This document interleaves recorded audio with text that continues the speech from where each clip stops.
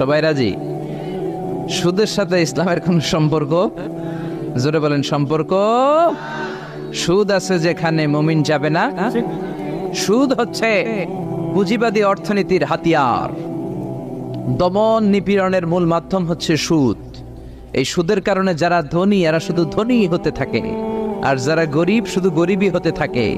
ইসলাম চায় না যে রাস্তার এক পাশে পাঁচতলা আর এক পাশে থাকবে গাছতলা। চিল্লায় কোন ঠিক কিনা?